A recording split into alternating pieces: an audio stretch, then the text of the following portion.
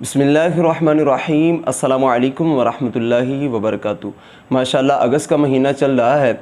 इस महीने की 14 तारीख को अल्लाह तबारक व तआला ने हमें पाकिस्तान जैसी अजीम नेमत अता फ़रमाई। अल्लाह तबारक व तआला का लाख लाख शुक्र है जिसने हमें पाकिस्तान जैसा अजीम मुल्क हमें अता फ़रमाया। और हम अपने रब करीम का जितना भी शुक्र अदा करें उतना शुक्र कम है और हमें अपने रब का शुक्र अदा करना भी चाहिए।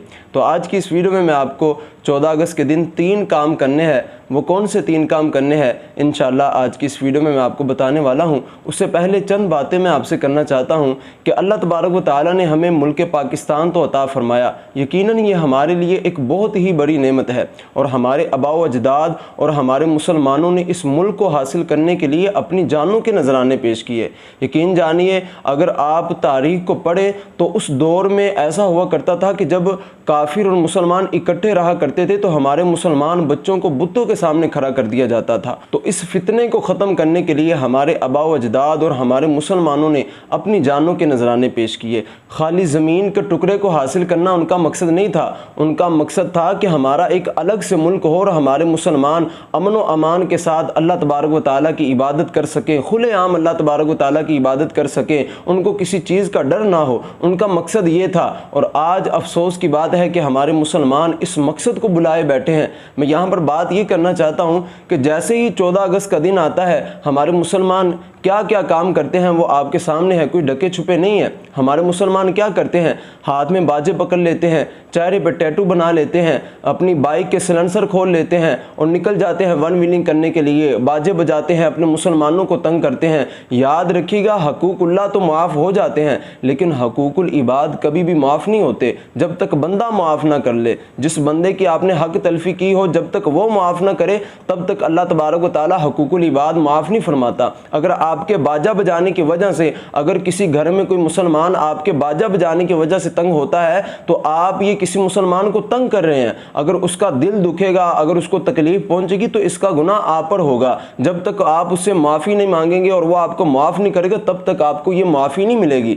तो ये बहुत सख्त मामले हैं। तो मैं आपसे यही गुजारिश करना चाहता हूँ, अगर आप 14 अगस्त को सेलिब्रेट करना चाहते हैं, अगर आपके अंदर इतनी ही वतन की मोहब्बत है और आप उस वतन की मोहब्बत को जाहिर करना चाहते हैं तो आप इस अंदाज से वतन की मोहब्बत को जाहिर करें कि आपकी वो मोहब्बत शरीयत के साथ ना टकराए। मतलब ऐसी हरकत नहीं करनी कि जो हरकत शरीयत के साथ टकराएंगी। हमने शरीयत के मुताबिक चलना है, ना कि शरीयत के कवानीन को तोड़ना है। तो हमने किस अंदाज के साथ 14 अगस्त को गुजारना है वो इंशाअल्लाह मैं अभी आपको बताऊंगा कि हमने 3 काम करने हैं। ना कि हमने टैटू बनाने हैं, ना ही हमने बाजे बजाने हैं, ना ही हमने अपनी बाइक के सिलेंसर उतारने हैं। तो हमने 3 काम करने हैं 14 अगस्त के दिन। वो 3 काम, सबसे पहला काम जो आपने करना है, फजर की नमाज आपने पढ़नी है 14 अगस्त के दिन। और यकीनन आप पढ़ते भी होंगे क्योंकि नमाज हम मुसलमानों पर फ़र्ज़ है। फजर की नमाज के बाद आपने 2 नफल पढ़ने हैं। मैं आपको ज़्यादा नवाफिल पढ़ने का नहीं कहता। हाँ, अगर अल्लाह तबारक व तआला ने आपको तौफीक दी है तो आप ज़्यादा नवाफिल भी पढ़ सकते हैं,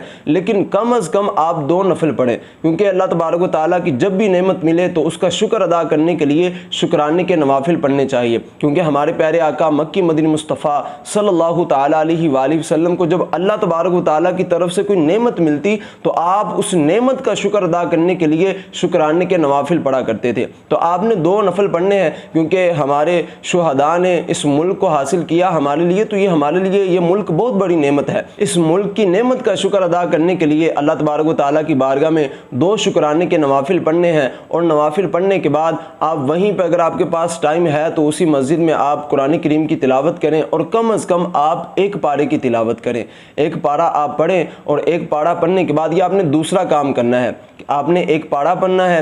1 पारा पढ़ने के बाद उसके बाद आपने जो तीसरा काम करना है वो आपने दुआ करनी है। दुआ कौन सी करनी है, आपने हाथ उठाने हैं और हमारे वो शुहदा जिन्होंने इस मुल्क के लिए अपनी जान कुर्बान की, हमारे आबा व अजदाद जिन्होंने इस मुल्क के लिए अपनी जान कुर्बान की, उनके लिए आपने दुआ करनी है। यकीनन शहीद का रुतबा बड़ा आला है लेकिन आपने फिर भी दुआ करनी है कि अल्लाह तबारक व तआला उनके दर्जात को बुलंद करे और उनके सदक़े में हमारी बेहिसाब मगफिरत फरमाए। तो इस अंदाज के साथ अगर आप 14 अगस्त को गुजारेंगे करेंगे तो मैं कहता हूँ मज़े को भी मज़ा आ जाएगा, ना कि आप बाजे पकड़ें और लोगों को तंग करना शुरू कर दें, तो ऐसे आप सवाब की बजाय गुनाह कमाएंगे। जो मुसलमान का तरीका है वो ये है जो मैंने अभी बताया, ये 3 काम हमने करने हैं। और ये बाजे बजाना और चेहरे बिगाड़ना और तरह तरह के गुनाह करना, और मैं तो कहता हूँ कि इतने गुनाह आम हो चुके हैं कि जैसे ही 14 अगस्त का दिन होता है अपने घरों के अंदर डेक चलाते हैं, उसमें तरह तरह के म्यूजिक चलते हैं, गाने चलते हैं, पता नहीं क्या क्या गुनाह हो रहे होते हैं। अगर आप ये 3 काम करेंगे तो मैं कहता हूँ आपका रब भी आपसे राजी होगा